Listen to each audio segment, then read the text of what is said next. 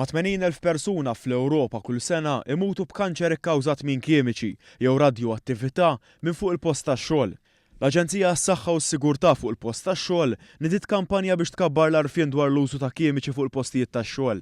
F'konferenza tal-aħbarijiet indirizzata mill-Ministru għall-Affarijiet Ewropej u l-Ugwaljanza Elena Dalli u l-Kap Eżekuttiv tal-Aġenzija Dr. Mark Gauci spjegaw l-kampanja se tgħin lil ħaddiema li huma esposti għal dawn il-kimiċi bħat-tellara u l-sprayers. Mhux biss fabbriki fejn tkun qed issir manifattura, imma wkoll ċertu postijiet li jkun qegħdin jagħta servizz, pereżempju spray painters, furnara u ħafna postijiet oħrajn. Waqt il-konferenza stampa semmew il-hairdressers.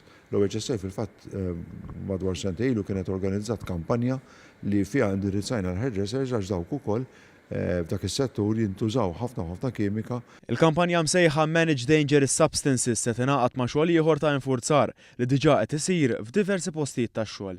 Dwar kif ikunu użati il-kimika perikoluża. Nafu li fil-postijiet tax-xogħol għandek ħafna kimika li tista' twassal għal konsegwenzi serji, b'mod partikolari problemi ta' saħħa li jistgħu jvarjaw minn problemi akuti u kroniċi, minn problemi trivjali għal problemi ferm iktar serji minn kanser.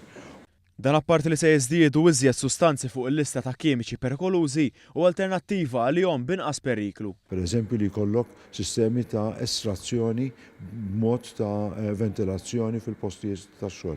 Għandek sistemi amministrattivi li jkunu jridu jittieħdu, it-twassil ta' informazzjoni, supervizjoni u fl-aħħar bħala l-aħħar miżura il-ħruġ ta' ilbies personali protettiv.